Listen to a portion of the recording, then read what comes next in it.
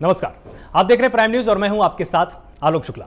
उत्तर प्रदेश में होने वाले पंचायत चुनाव को लेकर दाखिल की गई याचिका की सुनवाई की तारीख करीब आ रही है। पंचायत चुनाव में आरक्षण को लेकर सुप्रीम कोर्ट में दाखिल याचिका पर 26 मार्च को कोर्ट में सुनवाई होगी। सीतापुर के रहने वाले दिलीप कुमार ने याचिका दाखिल की है, जिसमें इलाहाबाद हाई कोर्ट के उस फैसले को पलटने की मांग रखी गई है जिसमें हाई कोर्ट ने 1995 के आधार पर किए गए आरक्षण को बदलकर 2015 के आधार पर आरक्षण करने का फैसला किया था। वहीं याचिका के जरिए याचिकाकर्ता ने सुप्रीम कोर्ट से यह भी मांग की है कि पंचायत चुनाव में आरक्षण 2015 की जगह 1995 के आधार पर ही किया जाना चाहिए। अब 26 मार्च को चीफ जस्टिस की बेंच इस मामले में सुनवाई करेगी। ऐसे में कई सारी चीजें हैं जो सुप्रीम कोर्ट के फैसले के इर्द गिर्द घूमने वाली हैं। जैसे सुप्रीम कोर्ट से आने वाले फैसले को लेकर पंचायत चुनाव की तारीखों में भी बदलाव हो सकता है। दरअसल पहले हाईकोर्ट ने 30 अप्रैल से पहले चुनाव कराने के निर्देश दिए थे, लेकिन नई लिस्ट के समय इस तारीख को बढ़ा दिया गया था और 25 मई तक कर दिया गया। अब सुप्रीम कोर्ट में आरक्षण की लिस्ट का मामला पहुंचने के बाद अगर सुप्रीम कोर्ट कोई बड़ा फैसला लेता है तो तारीख और भी आगे बढ़ सकती है। दूसरी तरफ राज्य सरकार की तरफ से पहले ही कैविएट दाखिल करके कह दिया गया है कि किसी भी आदेश से पहले उसका पक्ष भी सुन लिया जाए, जिसके चलते यह कहा जा सकता है कि पंचायत चुनाव के लिए 26 मार्च की तारीख काफी अहम होने वाली है। सुप्रीम कोर्ट के फैसले के बाद क्या कुछ बदलाव आएंगे और पंचायत चुनाव के रूप में किस फैसले के साथ कितना बदल सकता है, सब कुछ समझने के लिए आज हमारी 1 घंटे की अगली बहस होने वाली। इसमें समझने की कोशिश करेंगे तमाम मेहमानों के साथ कि आखिर क्या पंचायत चुनाव टल सकते हैं। अगर सुप्रीम कोर्ट इसमें अपना दखल देता है तो क्या पंचायत चुनाव की तारीख को और भी आगे टाला जा सकता है। साथ ही पंचायत चुनाव पर सुप्रीम फैसला क्या आ सकता है। कहीं ऐसा तो नहीं होगा कि सुप्रीम कोर्ट इसमें एक बार फिर से संशोधन करने के लिए निर्देश जारी कर सकता है, या उत्तर प्रदेश की सरकार ने जिस तरह से समय मांगा है कि आप पहले हमारा भी पक्ष सुनिए, उसको भी यहां पर पक्ष रखने का मौका दिया जा सकता है। साथ ही सुप्रीम कोर्ट अब इसमें तय करने वाला है कि आखिर पंचायत चुनाव के अंदर आरक्षण का आधार वर्ष क्या होगा, क्योंकि अब जब याचिका दाखिल की गई है, अब जब इस पे सुनवाई होगी तो इसमें सुप्रीम कोर्ट कोई ना कोई निर्देश जरूर देगा कि आधार वर्ष 2015 होना चाहिए या 1995 होना चाहिए। इसकी सुनवाई 26 मार्च को होनी है और आपको याद दिला दे 26 मार्च वही तारीख है जब आरक्षण की फाइनल लिस्ट आनी है। मजिस्ट्रेट की अध्यक्षता में जो कमेटी गठित की गई है वो फाइनल लिस्ट पर मुहर लगाएगी। साथ ही यह लिस्ट पंचायती राज निदेशालय को भेजी जाएगी और उसके बाद उस दिन सभी जिलाधिकारियों तक उसके बाद लिस्ट प्रेषित कर दी जाएगी। लेकिन इसी बीच में देखिए सबसे बड़ा जो ट्विस्ट आया है, उसी दिन सुनवाई भी सुप्रीम कोर्ट में होनी है। अगर याचिका खारिज नहीं की जाती है, अगर सुप्रीम कोर्ट सुनवाई करने से इनकार नहीं करता है या दखल देने से इनकार नहीं करता है और अगर सुप्रीम कोर्ट ने तारीख और आगे बढ़ाई तो निश्चित रूप से इस फाइनल लिस्ट पर भी तलवार लटकने लगेगी, क्योंकि यहां पर सुप्रीम कोर्ट के फैसले का इंतजार करना भी जरूरी हो जाएगा। और सुप्रीम फैसले के बाद आरक्षण की क्या प्रारूप हो सकते हैं, क्या तारीखों में बदलाव हो सकता है और क्या पंचायत चुनाव में अगर सुप्रीम कोर्ट दखल देता है उसके बाद से क्या नई गाइडलाइंस राज्य की सरकार को जारी की जा सकती हैं। ये तमाम ऊहापोह की स्थिति अभी बनी हुई है, क्योंकि इसके लिए इंतजार करना पड़ेगा। तमाम मेहमानों से हम यहां पर यही समझने की आज कोशिश करेंगे कि अगर कुछ बड़ा परिवर्तन होता है तो क्या लगता है कि क्या फिर से आरक्षण को लेकर रार एक बार फिर से ठंडने वाली है।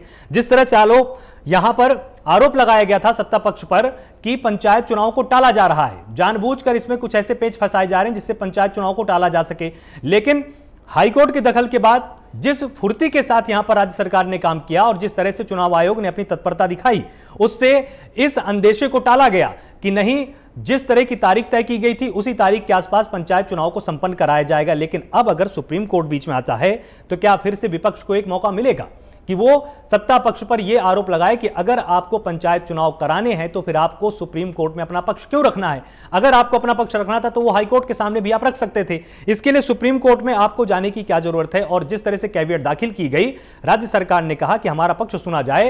क्या जानबूझकर मामले को और पेचीदा किया जा रहा है, ऐसा विपक्ष का लगातार आरोप है। इसमें सत्ता पक्ष का क्या कहना होगा, यह हम यहां पर बीजेपी के प्रवक्ता से समझने की कोशिश करेंगे। और ये पूरा 1 घंटे की चर्चा के दौरान हमारा फोकस रहेगा कि आखिर आरक्षण के फैसले पर इंतजार करने की जरूरत है या जो गाइडलाइन हाईकोर्ट ने दी है, जो फैसला चुनाव आयोग ने लिया है, जिस तरह के नीति नियम बनाए गए हैं उसी के अनुसार अभी काम होता रहेगा।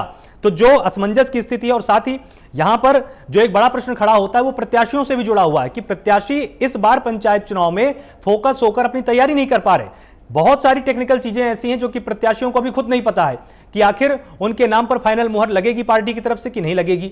आम आदमी पार्टी ने 400 से अधिक प्रत्याशियों की लिस्ट पहले जारी कर दी थी, लेकिन उसके बाद जब आरक्षण पर पेच फंसा तो खुद यह कहा गया पार्टी की तरफ से कि अब हम लिस्ट को परिवर्तित कर सकते हैं क्योंकि जाति समीकरणों को हमको साधना होगा।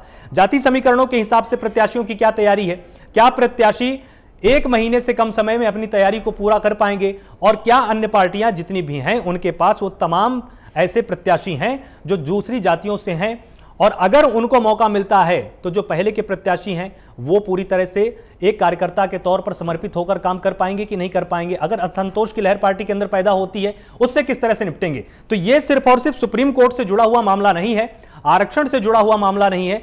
पंचायत चुनाव में बहुत ही गहरी राजनीति होती है ग्राम स्तर पर। उस राजनीति को आज हम समझने की यहां पर कोशिश करेंगे, उसकी विवेचना करने की कोशिश करेंगे।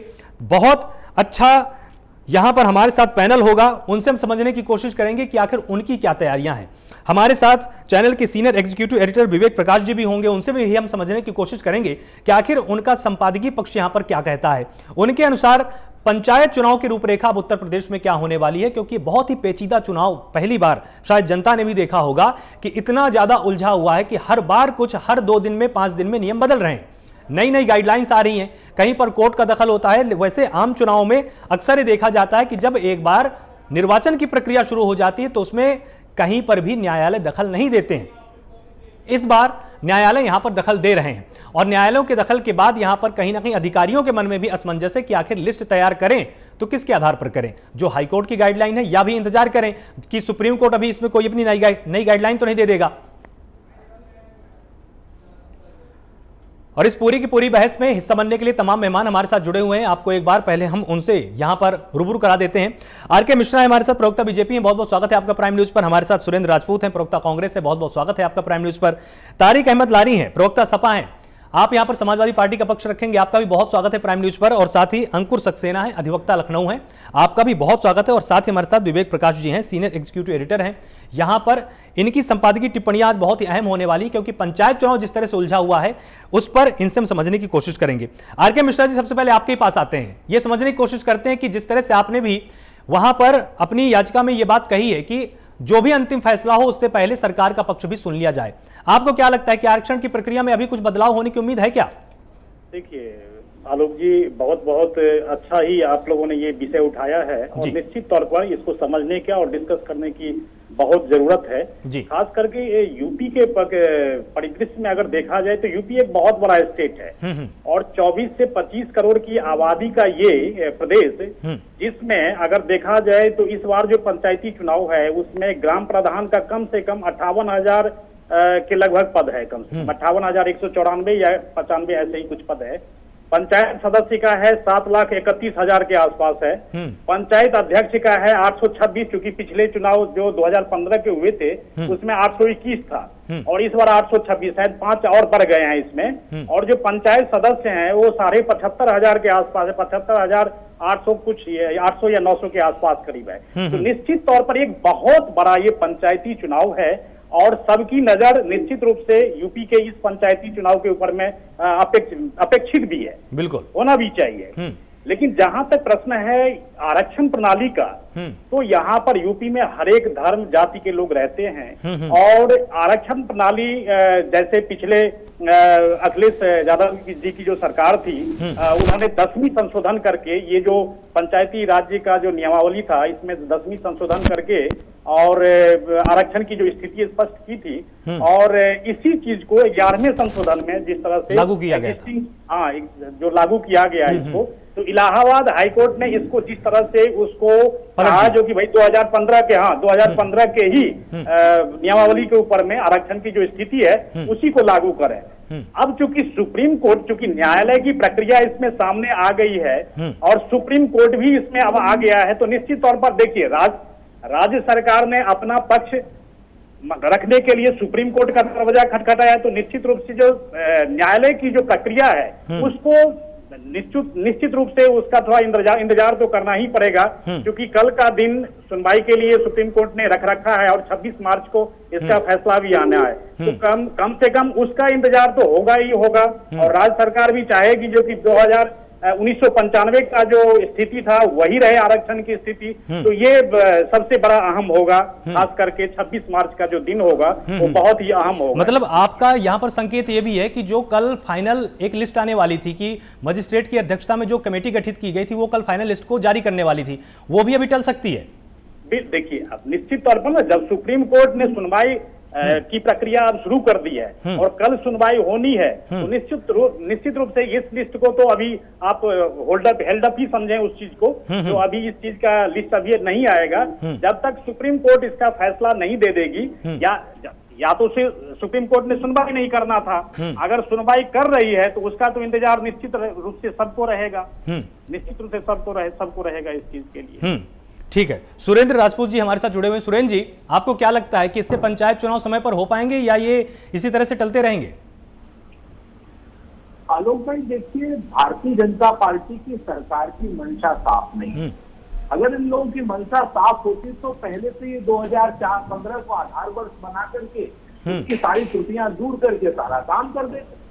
लेकिन अब इन्होंने अपने चीजों में जिस तरीके से करते हैं, हेडलाइन मैनेजमेंट का काम इनके अधिकारी करते हैं, इनके मंत्री करते हैं, बात बहादुरी करते हैं, कहीं ना कहीं रोज सुबह से शाम तक इवेंट मैनेजमेंट का काम करते हैं, उसमें अब उसके बाद जब असंतुष्ट लोग हैं वो कोर्ट चले गए।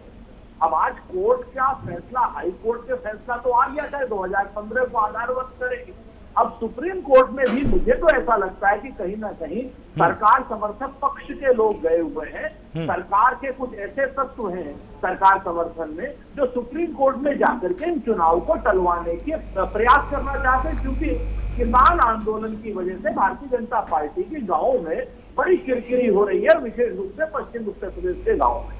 आप अगर देखें, इनके मंत्रियों को देखें, इनके केंद्रीय मंत्रियों को देखें, इनके राज्य के मंत्रियों को देखें, तो वो गांव में घुस नहीं पा रहे हैं। तो भारतीय जनता पार्टी कहीं ना कहीं अपने अनुषांगिक संगठनों से, अपने समर्थकों से किसी रूप में सुप्रीम कोर्ट में जाकर के अपने आप को डिलेइंग प्रोसेस में लाना चाहती है, ऐसा मेरा निजी मानना है। और अगर ऐसा नहीं होता तो निश्चित तौर पर जिस प्रक्रिया पे चुनाव होना था उस प्रक्रिया पे चुनाव पहले से कर देते, पहले से लिस्ट घोषित कर देते और अपना आगे काम करते। लेकिन नहीं, इन्होंने अपना एक संशोधन की बात करी, फिर हाईकोर्ट ने कहा कि 2015 आधार वर्ष है, उसके बाद फिर इनके लोग सुप्रीम कोर्ट में गए। तो सुप्रीम कोर्ट के आदेश, तो ये बात सच है पंडित जी की कि सुप्रीम कोर्ट के आदेश को तो सभी को मानना पड़ेगा, सुप्रीम कोर्ट की चीजों को आपको सबको ध्यान में रखना पड़ेगा। और मुझे लगता है कि सुप्रीम कोर्ट को भी कहीं ना कहीं इस तरीके की बात जरूर कहनी चाहिए कि हाई कोर्ट में विद्वान न्यायाधीश है, उत्तर प्रदेश का मामला है, तो जो उत्तर प्रदेश के हाई कोर्ट का निर्णय है, मुझे ऐसा लगता है कहीं ना कहीं सुप्रीम कोर्ट भी उसी निर्णय को कायम रखेगा। ठीक, तारिक अहमद जी, आपको क्या लगता है कि जिस तरह से अब ये चीजें उलझती सी जा रही हैं, जैसे जैसे फाइनल लिस्ट की तारीख नजदीक आ रही थी, कल फाइनल लिस्ट आने वाली थी, अब एक याचिका के चलते अब इसको ये भी कहा जा रहा है कि ये इसको होल्ड में रखा जा सकता है, फाइनल लिस्ट का इंतजार किया जाएगा, क्योंकि सुप्रीम कोर्ट का जब तक फैसला नहीं आएगा, गाइडलाइन नहीं आएगी, अब वो फाइनल लिस्ट तैयार नहीं की जाएगी। आपको क्या लगता है, इससे पंचायत चुनाव और ज्यादा टल सकते हैं क्या? देखिए, बीजेपी की मंशा बिल्कुल यही है, चुनाव टालने की, क्योंकि वो अपना जनाधार खो चुके हैं, खासतौर पर ग्रामीण इलाकों में। अभी सुरेंद्र भाई ने कहा तो सुरेंद्र भाई बिल्कुल सही कह रहे हैं, मैं सुरेंद्र भाई की बातों से इत्तेफाक रखता हूँ और बिल्कुल एग्री करता हूँ उनकी बातों से कि ये इनकी मंशा और उनके विभिन्न संगठन के लोग जो अनजान है आपके लिए या हमारे लिए, हम नहीं जानते हैं, उन लोगों के जरिए सरकार ये सब काम करवाती है। जैसे पहले आपको याद होगा, इन लोगों ने एक आंदोलन खड़ा किया था जिसमें केजरीवाल भी थे और अन्ना हजारे भी थे।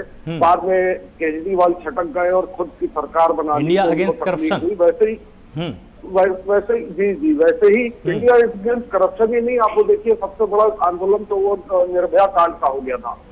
उसके बाद आज जो देखिए, इन लोगों ने नूतन ठाकुर और अमिताभ ठाकुर को यूपी में खड़ा किया था अखिलेश जी की सरकार के टाइम पे। तो जब ऐसे लोगों को ये खड़ा करेंगे तो इनके साथ यही होता है कि वो गले की हड्डी भी बन जाते हैं। और आखिरकार हमने तो इनको नहीं हटाया कि ठीक है, ये अगर सरकार के खिलाफ जाना चाहते हैं तो जाए, कोई ऐतराज नहीं है। लेकिन इन लोगों को बड़ी तकलीफ हो गई थी कि ये लोग सरकार के खिलाफ, इनके ही लोग सरकार के खिलाफ इनके खिलाफ जाने लग गए। तो इन लोगों को बड़ी तकलीफ हुई, तो आखिर में इन लोगों ने उन लोग को हटाया। तो आखिर ऐसे ही संगठन के लोग इन लोगों का काम करते हैं और वो लोग फिर इन लोगों को तकलीफ होती है। तो ये कोई ना कोई जो भी व्यक्ति है, आप देखिएगा इसका बैकग्राउंड कहीं ना कहीं से आरएसएस या बीजेपी के और फ्रंटल संगठन जो है, आरएसएस के संगठन जो है, उन संगठनों से उनका हर कीमत पे कहीं ना कहीं जुड़ाव होगा ही।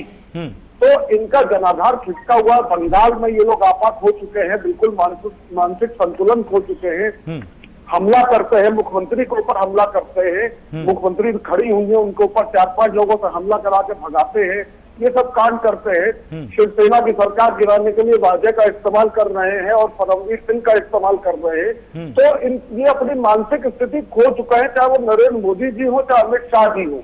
इनको सिर्फ सत्ता में बैठना है और सत्ता में बैठ के कैसे इनको सत्ता हासिल करनी है, ये इस चक्कर में लगे हुए कि कैसे सत्ता हासिल करें। शासन नहीं करना है, जनता को सहूलियत नहीं देनी है, तो शासन करना है, वो भी जोर जबरदस्ती और जुल्म के आधार पे, जैसे हिटलर। ठीक है, तो आपको इसमें मतलब साफ साफ लग रहा है कि इसमें कहीं ना कहीं राजनीति है, इसमें जानबूझकर ये मामले फंसाए जा रहे हैं। जिस तरह से अब आरक्षण की तस्वीर को लेकर फिर से उहापोह की एक स्थिति बनी है, सुप्रीम कोर्ट में मामला पहुंचा है, और इस बीच में जो आरोप प्रत्यारोप है, पक्ष का यह कहना है कि जो सत्ता पक्ष है वो जानबूझकर इस मामले को पेचीदा बना रहा है, वहीं सत्ता पक्ष का यह कहना है कि हम तो सिर्फ न्याय की प्रक्रिया का हम पालन कर रहे हैं। इसमें जनता को किस तरह से पूरे पंचायत चुनाव को समझना चाहिए? देखिए, लोग सबसे पहले तो कल के फैसले का इंतजार करना होगा, क्योंकि अब ये मामला सुप्रीम कोर्ट में जा चुका है। हाई कोर्ट के फैसले को चुनौती दी गई है याचिका डाल करके, और जहां तक विपक्ष का आरोप है, वो आरोप लगाना उनका काम है, वो आरोप लगाएंगे, लेकिन सत्ता पक्ष की तरफ से या सरकार की तरफ से कैवियट जो डाली गई है, उसका मतलब सिर्फ इतना हो सकता है कि सरकार का पक्ष सुने बिना सुप्रीम कोर्ट इस मामले में कोई फैसला न दे।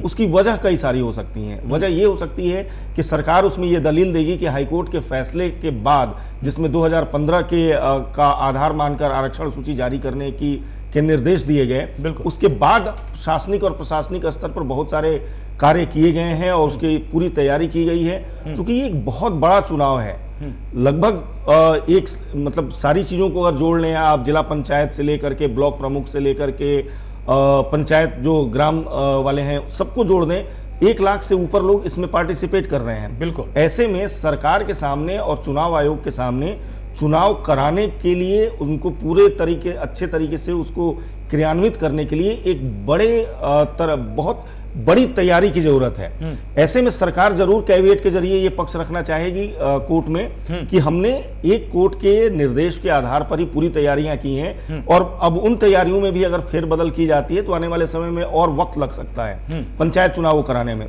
दूसरी बात को समझने की जरूरत है।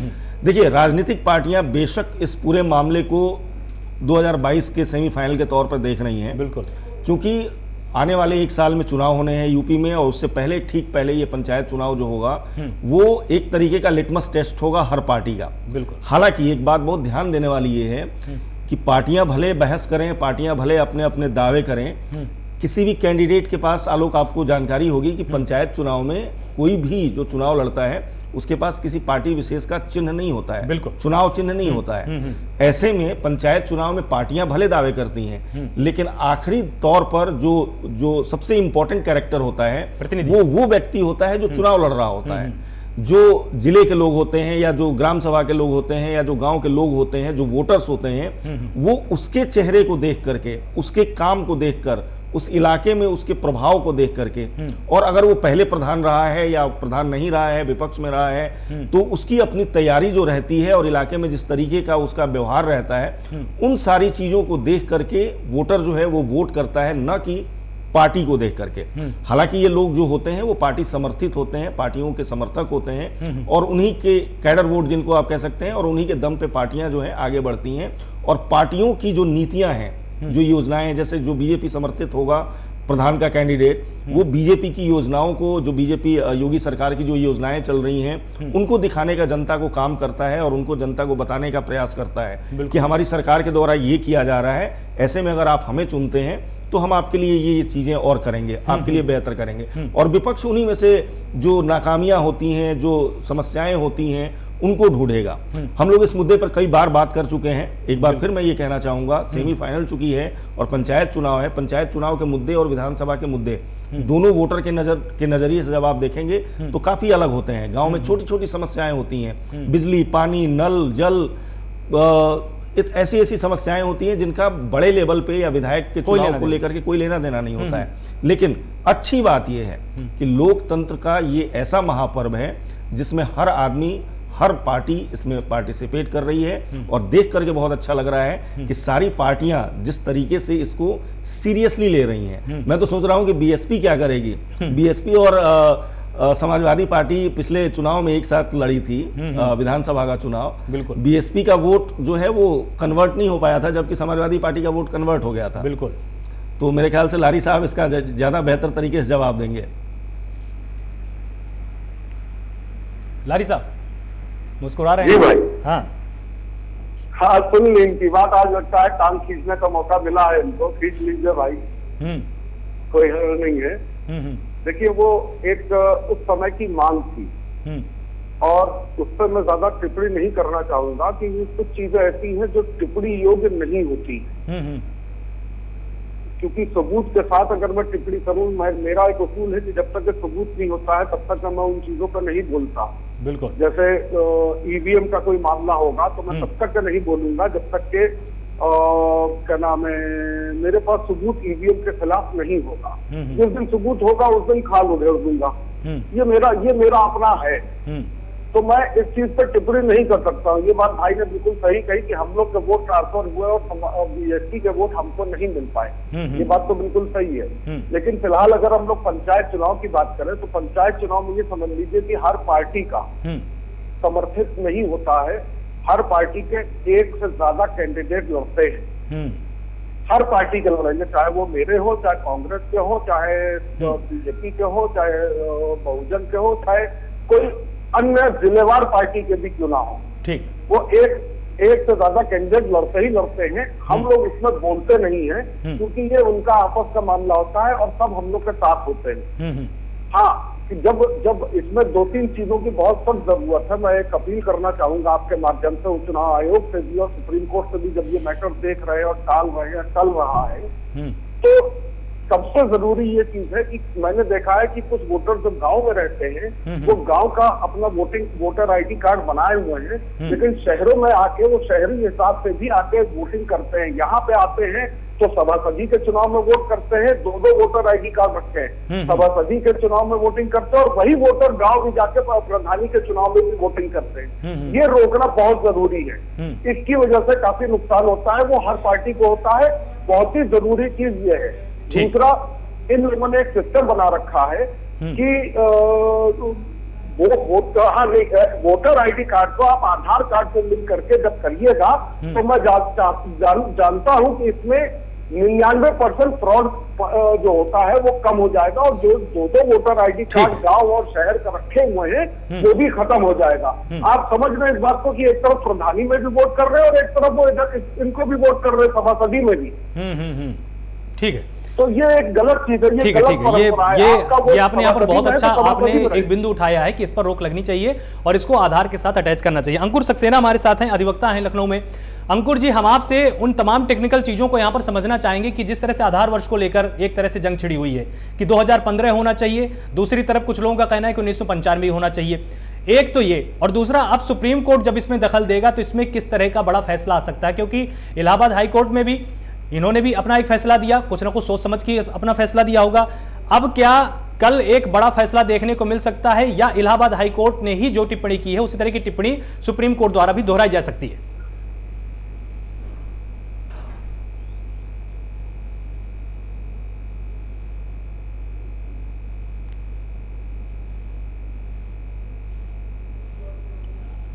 अंकुर जी, आपकी आवाज नहीं आ रही अभी।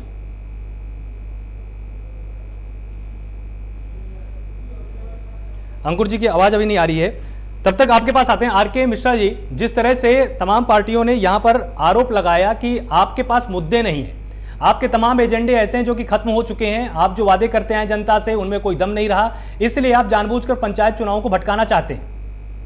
देखिए आलोक जी, ऐसा है मैं सुरेंद्र जी का बहुत ही ज्यादा सम्मान करता हूं। मैं और जितने भी प्रवक्ता हैं उनमें सबसे ज्यादा मैं सुरेंद्र जी का सम्मान करता हूं, क्योंकि वरिष्ठ हैं, प्रवक्ता हैं। और लेकिन जिस तरह से ये लोग आरोप लगाते हैं, ये आरोप लगाते हैं जो हमारे पास ग्राउंड नहीं है, हम बहकाते हैं, हम बरगलाते हैं जनता को।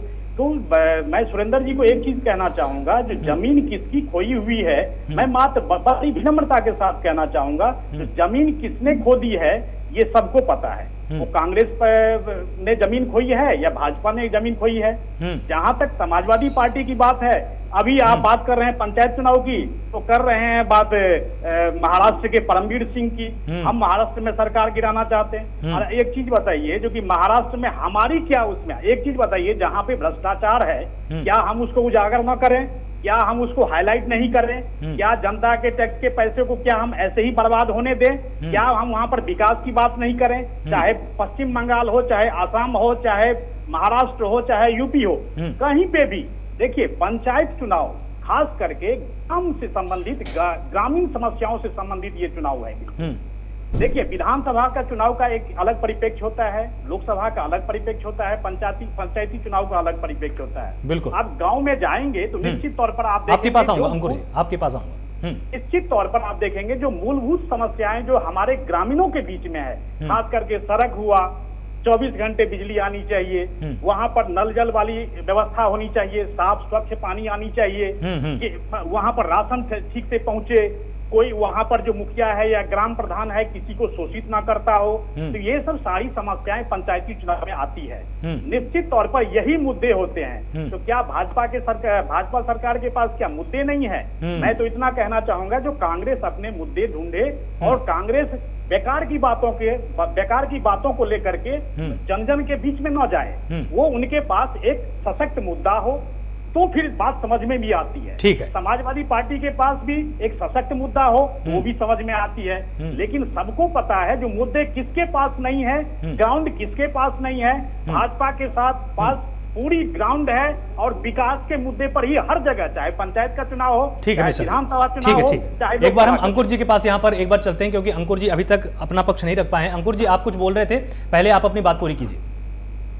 जी, मैं ये कह रहा हूँ कि ये जो पंचायत चुनाव होते हैं, ये आधी आबादी की पूरे चुनाव होते हैं। मतलब आप समझिए ग्रामीण परिवेश का ये पूरी सरकार होती है, जिसको हम लोग पंचायत चुनाव का नाम देते हैं। सबसे बड़ा प्रश्न ये है कि जो भी ऑनरेबल सुप्रीम कोर्ट में पिटीशन हुई है, याचिका हुई है, फैसल्टी हुई है, ये इसका ग्राउंड क्या है?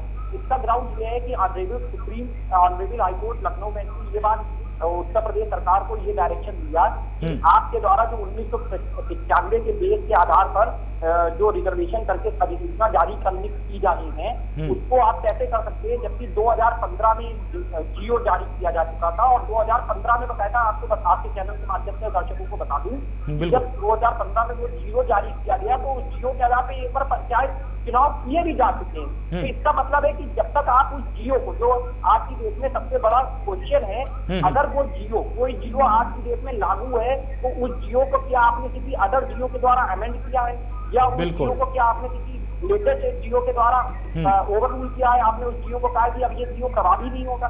जब ऐसी स्थिति नहीं है तो 2015 का जियो आज की डेट में प्रभावी है। और उसी 2015 के जियो के आधार पर ऑनरेबल हाईकोर्ट ने कहा कि जो भी पंचायत चुनाव में अधिसूचना आप जारी करें रिजर्वेशन को लेकर, 2015 के जियो के अंतर्गत, जियो के आधार पर आप रिजर्वेशन प्रणाली को लागू करें। ऑनरेबल सुप्रीम कोर्ट में जहां तक अभी बात है, केवल सीतापुर से ऑनरेबल सुप्रीम कोर्ट में एसएलपी दाखिल नहीं हुई है। आज की डेट में लगभग आधा दर्जन एसएलपी दाखिल हो चुकी है। प्रतापगढ़ से भी हुई है, गोरखपुर से भी हुई है आपकी आज की डेट में। तो ऐसी स्थिति में जब ऑनरेबल सुप्रीम कोर्ट कल इस मुद्दे की सुनवाई करेगा, तो उसके सामने भी यह प्रश्न आप देखिएगा यही होगा कि क्या किसी लेटेस्ट जियो के, जो कि 2021 तक प्रभावी है, किसी जियो के रहते हुए क्या उस जियो के को दरकिनार करते हुए चुनाव कराया जा सकता है? क्योंकि अगर 2015 का वो जियो उस समय कोई उसमें अंकुर जी, अगर आप थोड़ा सा यहाँ पर आसान कर देंगे भाषा को कि जियो का यहाँ पर संदर्भ क्या, क्योंकि बहुत सारे ग्रामीण परिप्रेक्ष्य के भी हमारे दर्शक हैं, वो इस शब्द को शायद समझ नहीं पा रहे होंगे।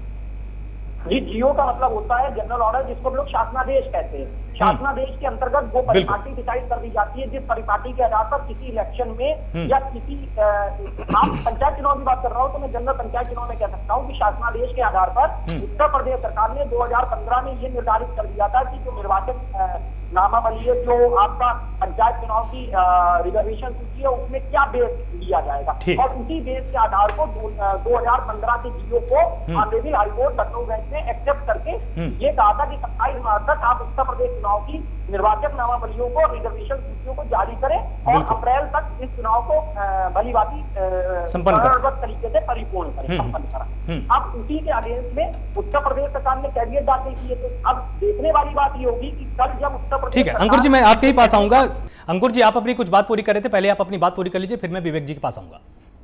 जी जी आलोक जी, मेरा ये कहना है कि चूंकि उत्तर प्रदेश सरकार ने ऑनरेबल सुप्रीम कोर्ट में कैविएट दाखिल की है, तो कल देखने वाली बात, सबसे महत्वपूर्ण बात ये होगी कि उत्तर प्रदेश सरकार ने के प्रशासनिक अधिकारियों ने ही 2015 के जीओ को ओवरलुक करते हुए 1995 को आधार वर्ष मानते हुए रिजर्वेशन प्रक्रिया को आगे बढ़ाया था, जिसके अगेंस्ट में ऑनरेबल हाईकोर्ट लखनऊ बेंच में एक PIL एक पिटीशन दाखिल होती है, और उस पिटीशन के आधार पे ऑनरेबल हाईकोर्ट ये डायरेक्शन देती है कि 2015 को बेस वर्ष मानते हुए आप रिजर्वेशन सूची जारी करें। यहाँ पर यह भी बहुत बताना जरूरी है, आवश्यक है कि ऑनरेबल हाईकोर्ट के आगे माननीय महाधिवक्ता उत्तर प्रदेश सरकार माननीय राघवेंद्र सिंह साहब उपस्थित हुए थे, और उन्होंने सरकार की तरफ से ये एश्योर किया था कि उत्तर प्रदेश सरकार 2015 के बेस वर्ष के आधार पर उसी जीओ के अंतर्गत उत्तर प्रदेश में चुनाव कराने के लिए तत्पर है और रिजर्वेशन प्रणाली को लागू करेगी। अब यहाँ पर जब कैविएट दाखिल कर दिया यूपी गवर्नमेंट ने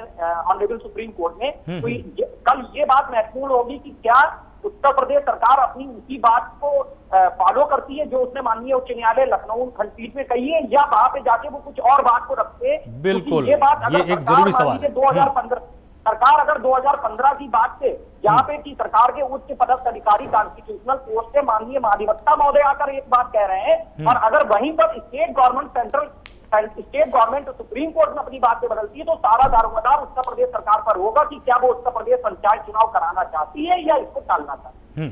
विवेक जी, अब आप मैं अंकुर जी की बातों को बस आम दर्शकों के लिए सिर्फ थोड़ा सा साफ ये करना चाह रहा हूँ। सरकारें जब भी कोई आरक्षण की जो लिस्ट बनाती हैं या आरक्षण की जो सूची जारी करती हैं, उनका आधार क्या होता है, सबसे पहले समझने की जरूरत ये है। रोटेशन के आधार पर ये चीजें होती हैं। एक इलाके को आज के डेट में अगर सुरक्षित रखा जाता है या कहीं महिला सुरक्षित रखा जाता है, उसके पीछे बेस देखा जाता है कि उस इलाके में उस वर्ग विशेष का या उस जाति विशेष का सुरक्षित अगर रखा गया है, तो दलित महादलित इन लोगों का विकास हुआ है या नहीं हुआ है। अब सरकार फिर जब उस रोटेशन में जाती है और अगर ये कहती है कि इनका विकास हो गया, अमूमन 3 टर्म होता है, 3 टर्म के बाद ये माना जाता है कि उस इलाके का विकास हुआ, तो फिर से चेंज किया जा सकता है। अब सरकार को सुप्रीम कोर्ट भी ये जानना चाहेगी कि अगर आपने जिस वर्ष को आधार बना करके ये सूची जारी की, तो आपने किस आधार पे किया, क्या आपने विकास के वो सारे मापदंड या जो आरक्षण सूची बनाए जाने के जो मापदंड हैं उनको पूरा किया। और हो सकता है कि सरकार से वो पूरे जवाब तलब कर ले, और सरकार भी वहां ये दिखाने की कोशिश करेगी, सरकार को ये जवाब भी देना पड़ेगा कि आरक्षण में बदलाव की कोशिशें सरकार की तरफ से क्यों की गई, क्योंकि असल मायने में आरक्षण होता क्यों है। बिल्कुल, इस बात का जवाब सुप्रीम कोर्ट जानेगी और सरकार को जवाब देना होगा वहां पर। बिल्कुल। तो अहमद जी, आप कुछ अपनी बात बीच में बोल रहे थे। आपका ये लगातार बीजेपी का ये कहना है कि आपके पास मुद्दे नहीं है, जबकि आपका आरोप है कि उनके पास मुद्दे नहीं बचे हैं। तो आखिर पंचायत चुनावों के बीच में मुद्दे आपके पास क्या होने वाले हैं जब आप जनता के बीच में जाएंगे? देखिए, मुझे थोड़ा समय दीजिएगा, मैं इनकी बातों का जवाब दूंगा। जैसे इन्होंने कहा कि पंचायत चुनाव की बात हो रही है, तो ये महाराष्ट्र की बात कर रहे हैं, बंगाल की बात कर रहे हैं। आप लोग जैसे वहां बंगाल में जाकर इस समय बीजेपी वाले योगी जी हो, चाहे मोदी जी हो, चाहे अमित शाह जी हो, कह रहे हम बंगाल को सुनार बंगला बनाएंगे। आप यूपी का तो कुछ कर नहीं पाए। पिछले 15 साल 20 साल से आप महाराष्ट्र मध्य प्रदेश में बैठे हुए, वहां आप कुछ नहीं कर पाए, तो आप बंगाल में क्या कर लेंगे भाई, क्या कर लेंगे। झूठ बोलने की एक इंतहा होती है। ये कह रहे हैं कि महाराष्ट्र सरकार करप्ट है और हम करप्शन तो ना बोले। व्यापम घोटाले का करप्शन जिसमें हजारों करोड़ रुपया शिवराज जी खा गए, वो करप्शन आपको नहीं दिखाई दिया। सिर्फ करप्शन आपको दूसरे का दिखाई दे रहा है कि करप्शन होगा जिसमें एक आदमी जिसको हटाया गया है वो जाके फॉल्स एलिगेशन लगा रहा है। यहाँ तो बाकायदा कैमरे में शिवराज जी की पत्नी को पैसा लेते हुए व्यापम घोटाले में दिखाया गया था। उनका जो कैसेट रिलीज हुआ था, आपने भी देखा होगा टीवी में। उसको ये कैसे डिनाई कर रहे हैं? इनके बंगारू लक्ष्मण रिश्वत लेते हुए खुलेआम दिखा दिए तो उसको ये कैसे डिनाई कर सकते हैं? हाँ, वो अटल जी का जमाना था तो बंगारू लक्ष्मण जी के ऊपर तुरंत कार्रवाई हो गई और तो तेज में कार्रवाई हो गई। लेकिन यहाँ कार्रवाई नहीं होगी क्योंकि अपर कास्ट और अपर कास्ट के तो हर चीज जायज होती है। वो भी करते हैं तो सब कुछ जायज है। दूसरी बात ये कह रहे हैं हमारे पास मुद्दा नहीं है। योगी जी कहीं जा रहे हैं, कह रहे हैं मैंने 4 करोड़ लोगों को 4 साल में नौकरी दे दी। और अभी आपके ऐड में, आप ही के ऐड में जब स्टार्ट हो रहा था आपका डिबेट, तो उसमें दिखाया जा रहा है बाकायदा यूपी सरकार की तरफ से आ रहा है कि हमने 4 लाख लोगों को 4 साल में रोजगार दिया, नौकरी नहीं दी, रोजगार दिया। मैं अगर काम करना चालू करूं तो वो सरकार की मदद तो नहीं कर रहा हूं, सरकार तो रिश्वत लेने में लगेगी। मैं अभी चला जाऊं लाइसेंस लेने के लिए तो बगैर रिश्वत दिए मुझे लाइसेंस किसी चीज का नहीं मिलेगा। चाहे वो चाय बेचने का लाइसेंस हो, चाहे पान की दुकान पे सिगरेट बेचने का लाइसेंस हो। तो रिश्वतखोरी तो इन लोग को खून में बसी हुई है। इन्होंने कौन सा दे दिया? नौकरियां कितनी दी इन्होंने? सरकारी जो इन्होंने वादा किया था, मोदी जी को छोड़िए, मैं योगी जी की बात करता हूँ जो जाके बंगाल में दूसरों को दूसरे प्रदेश में जाके झूठ पर झूठ बोलते हैं। अब आप दूसरा अभी क्या नाम है, हमारे भाई ने कहा था कि ये केबीएस जो है सरकार ने लगाया, तो ये पलटू राम की सरकार है भैया। ये बात से पलटने में माहिर है। 2 करोड़ नौकरियां, 15 लाख रुपए वादा करते हैं, उसके बाद कह रहे थे अरे हमने तो जुमला किया था, जुमलेबाजी है ये। तो ये ऐसे ही इन्होंने यहाँ पे बात कह दी। तो तारिक जी, आपको क्या लगता है कि आप जब इन मुद्दों को जाकर उत्तर प्रदेश में पंचायत चुनाव में जनता को गिनाएंगे कि मध्य प्रदेश में व्यापम का घोटाला हुआ था, शिवराज सिंह चौहान ने ये किया था, क्या जनता आपकी बात को समझेगी?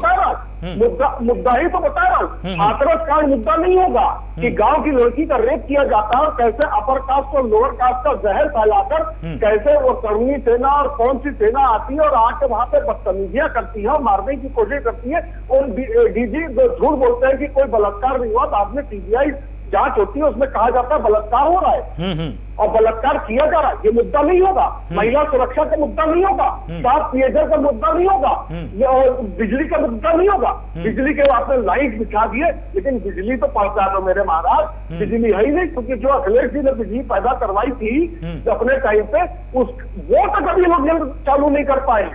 आप जाइए, जाकर देखिए बुंदेलखंड में कितने बिजली के प्रोजेक्ट हैं जिनको इन लोगों ने रोक दिया। क्यों? क्योंकि नाम हम लोग का हो रहा था।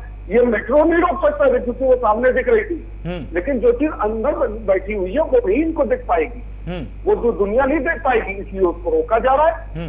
हम तो मुद्दे सारे लेकर आ रहे हैं। इन्होंने शौचालय बनाए, भाई बहुत बढ़िया शौचालय बनाए, कई शौचालय तो कार्यों में बने हैं, हर घर में शौचालय बन गया है। लेकिन आप गाँव में चले जाइए, आपको 99% घरों में शौचालय नहीं मिलेगा। वहां का बीडीओ, सीडीओ और प्रधान और ये इन लोग के लोग सब खाती है। रही राशन की बात, राशन की दुकान पे आप गांव के राशन कोटेदार के वहां जाइए तो राशन वो 20 किलो देना है तो 17 किलो 15 किलो देता है, और जो नहीं दो उससे उसको कहो कि पूरा दो तो ठीक है, देता है कि ठीक है। मिश्रा जी के पास अब एक बात चलते हैं ना, ठीक है, आपके पास आरोपों की एक बहुत लंबी लिस्ट है, ठीक है, आपके पास आरोपों की एक बहुत लंबी लिस्ट है। मिश्रा जी, गुस्सा होना तो इनका देखिए जायज बनता है। इनका सीधा आरोप है कि अखिलेश जी के दौरान जो बिजली बनाई गई वो बिजली आपने कहीं ना कहीं छुपा के रखी हुई है, आप वो जनता को क्यों नहीं दे रहे हैं? और तमाम ऐसी चीजें हैं जिनका वादा आपने किया था प्रदेश की जनता के साथ, लेकिन आप कुछ नहीं दे रहे। दीजिए अब मेरी बात भी सुन लीजिए। मिश्रा जी, ऐसा है, सपा के प्रवक्ता अभी कह रहे थे जो इतने सारे आरोप लगा रहे थे, मैं उनको इतना ही कहना चाहूंगा जो भाई 2017 कोई ज्यादा दिन तो हुआ नहीं है, 1 साल पहले की बात है। अगर अपने आप मुद्दे पे खड़े उतरते, आप अगर सच में खड़े उतरते तो आपको जनता वहां से हटा करके नहीं भगाती है आपको। आप उसी राष्ट्रीय अध्यक्ष जो आपके जो अखिलेश आप नहीं, पहले मेरी बात सुन लीजिए, तो 2017 में आपको उखाड़ के नहीं फेंकती आपको, इतने अगर मुद्दे पर खड़े उतरते।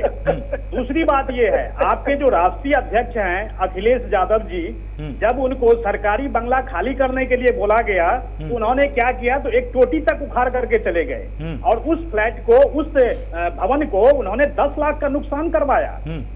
तो इस तरह के जो मानसिकता लेकर के आप बैठे हुए हैं, दलालत की बातों पे ये कहा जाता है ये किस तरह की मानसिकता लेकर के बैठे हुए हैं, आप कभी भी सत्ता में वापस नहीं आ सकते, आप कभी सत्ता में वापस नहीं आ सकते। खोलो अपने मुंह से, अगर इस तरह की मानसिकता अगर आप रखेंगे कभी भी आपको जनता स्वीकार नहीं करेगी, कभी भी जनता स्वीकार नहीं करेगी। आप इसी को समझने की कोशिश करिए।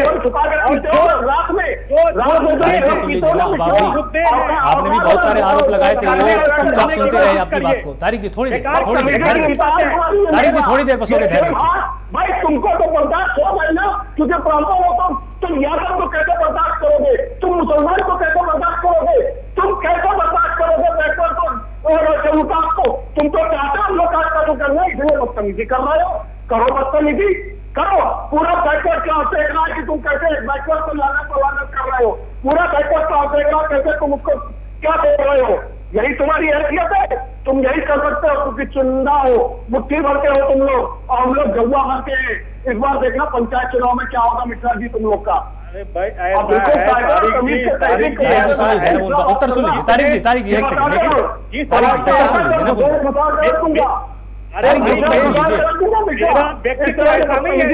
गुस्सा मत होइए तारिक जी। अरे भाई तारिक चलिए ठीक है, भाषा को संयमित रखिए। तारिक जी ठीक है ना, तारिक जी इतना ज्यादा गुस्सा क्यों हो रहे हैं आप?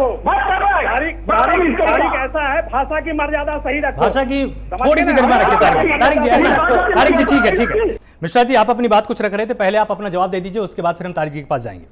देखिए जिस तरह की भाषा का ये प्रयोग कर रहे हैं, ये मेरा व्यक्तित्व नहीं है बिल्कुल। मैं बिल्कुल आपको स्पष्ट, मैं आपके चैनल के माध्यम से कहना चाहता हूँ जी, मैं विषय वस्तु रख रहा हूँ। मैं ऐसा कुछ नहीं है जो कि तारिक जी हमारे कोई दुश्मन है, ऐसा कुछ नहीं है। बिल्कुल मैं विषय वस्तु को रख रहा हूँ। अगर जो चीज मैंने बात रखी है, क्या ये सही नहीं है? क्या बिल्कुल सही है। मैंने वो चीज रखी है जो कि आप सबके सामने है। मैं भी अभी सच्चाई रखता हूँ, मैं भी अभी सच्चाई रखता हूँ। बोलने दीजिए पहले एक बार तारिक जी सुनिए, तारिक जी सुनिए तारिक जी एक सेकंड तारिक जी सुनिए तो एक सेकंड मिश्रा जी एक सेकंड तारिक जी सुनिए तो मेरी बात भी तो सुनिए तारिक भाई सुनिए ना एक मिनट, उनका उत्तर आप आ जाने दीजिए। तारिक जी सुनिए ना एक सेकंड ना, तारिक जी ऐसे नहीं तारिक भाई सुनिए तारिक जी, अरे मेरी बात भी सुन लीजिए, सुनिए इन्होंने पर्सनल हुआ है तो पर्सनल चीजों का जवाब इनको देना पड़ेगा। नहीं बिल्कुल नहीं ना, अरे ये टीवी है, आपको पूरा देश देख रहा। तारिक भाई छोड़िए ना, पर्सनल चीजें यहाँ पर डिस्कस नहीं करते ना, फोन कर लीजिएगा फिर इनको। तारिक जी फोन कर लीजिएगा बाद में पर्सनल चीजों के लिए। FIR हुई साइकिल चोरी की कि नहीं हुई? तारिक नेता अमित शाह के ऊपर तरीपारी का आदेश हुआ था कि नहीं हुआ था? उनका उत्तर आ जाने दीजिए। तारिक जी सुनिए तो, तारिक जी एक सेकंड देखिए तारिक जी एक सेकंड सुनिए तो अब मेरी बात भी तो देखिए, एक बार सुनिए, उनका उत्तर आ जाने दीजिए, मैं आपके ही पास आऊंगा, आप अपना पूरा उत्तर दीजिएगा। मिश्रा जी जवाब दीजिए। देखिए ऐसे प्रवक्ता अगर बैठेंगे तो क्या बात करेंगे बताइए ना। ऐसे प्रवक्ता अगर बैठेंगे, लड़िए मत, चलिए ठीक है, मुद्दे पर आइए मिश्रा जी, आप भी विषय वस्तु पर आइए। जो चीज अगर ये चीज हुआ नहीं था क्या, देखिए वस्तु स्थिति या जो वास्तविकता है, आपके अधिकारियों ने उखाड़ के कहा लगाया है, ये पता करिए। तारिक जी हर एक लाइन का उत्तर नहीं दे सकते ना आप भी। तारिक जी हर एक लाइन का उत्तर नहीं दिया जा सकता ना, बोल लेने दीजिए पहले उनको, ऐसा है बोल लेने दीजिए इनको, आलोक जी इनको ही बोलने दीजिए इनको। मिश्रा जी नहीं, पहले आप बोलिए, पहले आप किसी और दिन आकर के बोल लूंगा। बोलिए आप ही बोलिए। ऐसे बदतमीजी करेंगे तो क्या मैं बात रखूंगा मैं? बताइए, पंचायत चुनाव है, अगर आप विषय वस्तु को लेकर के आप नहीं जाएंगे, कौन से विषय वस्तु को लेकर के जाएंगे आप? बोलिए इस तरह की आप बात कर रहे हैं ये, आप ये समझते हैं कि सत्ता में वापस आ जाएंगे? आप अपनी बात रखिए मिश्रा जी, छोड़िए मिश्रा जी, छोड़िए, आप तो वरिष्ठ हैं, छोड़िए आप, गुस्सा मत कीजिए। भाई 24 करोड़ ऐसा है, 24 करोड़ जनता है। मैं भी 45 साल का हूँ। अरे कोई बात नहीं, ठीक है, छोटी छोटी बातों पर व्यक्तिगत मत होइए ना आप आपस में प्लीज। बोलिए आप मिश्रा जी। इनके बाल हो गए, मेरे बाल मौजूद है, लेकिन अरे कोई बात नहीं, आप एक युवा हैं। क्या है ठीक है तारिक भाई, ठीक है, आप इतना क्यों आवाज गुस्से में आ रहे हैं? ठीक है, नहीं इन्होंने मेरा हाथा खुआया है। नहीं कोई बात नहीं ना, ठीक है, पर्सनल मत होइए, पर्सनल मत होइए। आप क्या बात कर रहे हैं? आप ये बात कर रहे हैं, प्रवक्ता है। चलिए ठीक है मिश्रा जी आप भी शांत हो जाइए ठीक है। तारिक भाई एक सेकंड, अंकुर जी कुछ बीच में कहना चाह रहे हैं। अंकुर जी आप अपनी पहले बात रखिए, ठीक है, शांत हो जाइए दोनों, आप शांत हो जाइए, ठीक है। अंकुर जी अपनी कुछ बात कह रहे हैं, तारिक भाई एक सेकंड सुन लीजिए। क्या है इसमें? अरे इसमें गलत अंकुर जी बोलिए आप, एक सेकंड मिश्रा जी, एक सेकंड लेकर के चले गए थे क्या? 10 लाख का भुगतान नहीं किया था? अरे ठीक है ना, अंकुर जी कुछ अपनी बात बोल रहे हैं। तारिक भाई एक सेकंड रुकिए। अंकुर जी अंकुर जी अपनी कुछ बात कर रहे हैं। तारिक अहमद एक सेकंड ना, एक सेकंड मिश्रा जी एक सेकंड आप भी रुकिए। अंकुर जी अपनी बात रखिए आप। जी आलोक जी, मैं ये कहना चाह रहा हूँ, देखिए इतना बड़ा आपका नामचीन चैनल है और इसमें पूरे लाखों करोड़ों लोग लाइव हम लोगों के टेलीकास्ट को देख रहे हैं। बिल्कुल। ऐसे में अगर हम लोग भाषाई मर्यादा पर ध्यान नहीं देंगे तो कहीं ना कहीं इसका बड़ा बैड मैसेज जाता है। अच्छा, दूसरी बात ये है कि हमारा जो टॉपिक है वो आज की डेट में टॉपिक है पंचायत चुनाव को लेकर। हम लोग पर्सनल अगर एक दूसरे के ऊपर आकेश या सीनियर लीडर के ऊपर लगाएंगे तो कहीं ना कहीं उसका बैड मैसेज जाता है। मैं यहाँ पे मिश्रा सर की बात को, जो भारतीय जनता पार्टी के प्रवक्ता महोदय आर.के. मिश्रा सर, आपने एक बात कही है कि ऑनरेबल सुप्रीम कोर्ट रिजर्वेशन को लेकर आपने, जब मैंने बात रखी थी कि 2015 के बेस वर्ष को लेकर, तो आपने रिजर्वेशन को लेकर अपने लेवल पे कुछ व्याख्या की थी। तो यहाँ पर मैं आपको एक बात स्पष्ट कर दूं कि माननीय उच्चतम न्यायालय में जो चीफ जस्टिस की कोर्ट है उसको इस बात के ध्यान मतलब जब उसका PIL हुई है तो उसका PIL इस बात पर नहीं हुई है कि क्या कहते हैं कि कौन सा बेस वर्ष में क्या कमियां है या रिजर्वेशन प्रणाली में क्या कमी है या क्या नहीं है। उनने सीधे इस बात पर ऑनरेबल हाईकोर्ट ने एक ऑर्डर दिया कि 2015 को बेस वर्ष माना जाए और ऑनरेबल सुप्रीम कोर्ट में वो चले गए। ऑनरेबल हाईकोर्ट का ये आदेश गलत है कि 2015 का बेस वर्ष के आधार पर इलेक्शन किया जाए।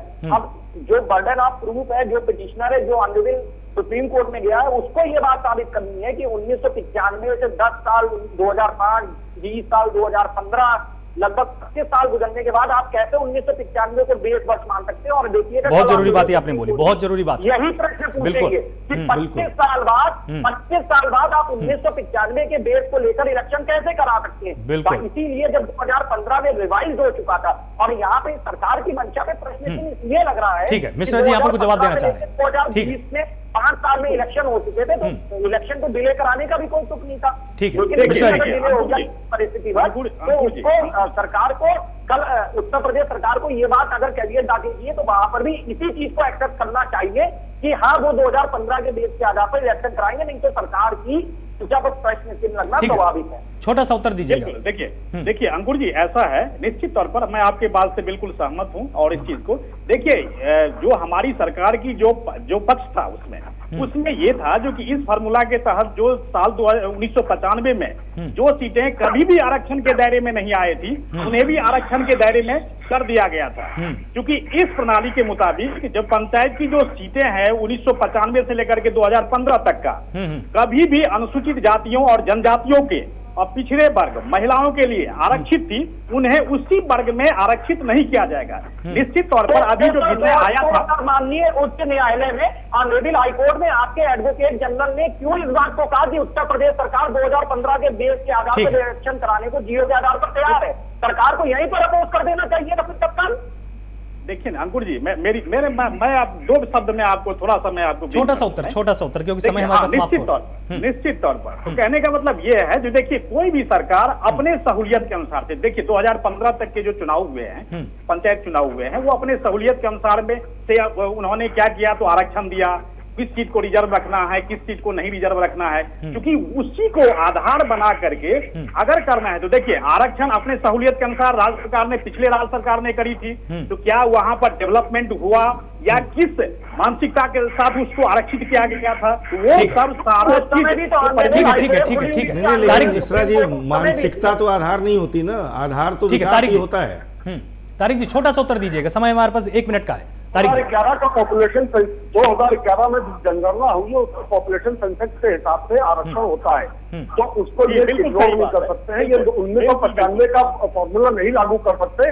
अब जब 2021 में पॉपुलेशन जनगणना फिर से होगी 2025 का बिल्कुल ये दोबारा उससे रिव्यू कर सकते हैं, लेकिन अभी फिलहाल लेटेस्ट उस पर 2011 ही है, तो 2011 का सेंसेक्स इनको लेकर चलना पड़ेगा। यही सुप्रीम कोर्ट का आदेश होगा आगे जाकर, और अगर ये नहीं मानेंगे तो जबरदस्ती होगा और उनसे करना हो जाएगा। ये कह रहे हैं हम अपनी सहूलियत देखेंगे, ये कानून नहीं देखेंगे, ये कानून की सहूलियत अपनी सहूलियत देखेंगे कि कहाँ ये ज्यादा कैंडिडेट हो पाए। जहाँ पे आरक्षण के लायक आदमी नहीं है वहां पे आरक्षण करना चाहते हैं, ये गलत काम कर रहे हैं। आप इनको नहीं जानते नहीं, वहां पे आरक्षण होना चाहिए वहां नहीं करना चाहते हैं। ये जानबूझ के ये काम कर रहे हैं, ये जानबूझ के ये काम कर रहे हैं। ये कौन कह रहा है? अभी मिश्रा जी आपने कहा था कि सहूलियत के हिसाब से हम काम करेंगे, सरकार अपनी सहूलियत के हिसाब से करती है। इनकी भाषा में पकड़ रहा हूँ, मैं एक एक लाइन पकड़ता हूँ मिश्रा जी, मैंने नोट किया है। ये देखिए नोटबुक रखी हुई है, बकायदा नोट किया मैंने कि आपने वो चीज बोली। तभी मैंने इस बात पे बोला कि सरकार सहूलियत से निकलती है, संविधान और कानून से चलती है, तो आप कानून से बड़े नहीं है। कानून से ठीक है, समय हमारे पास बिल्कुल समाप्त हो चुका है।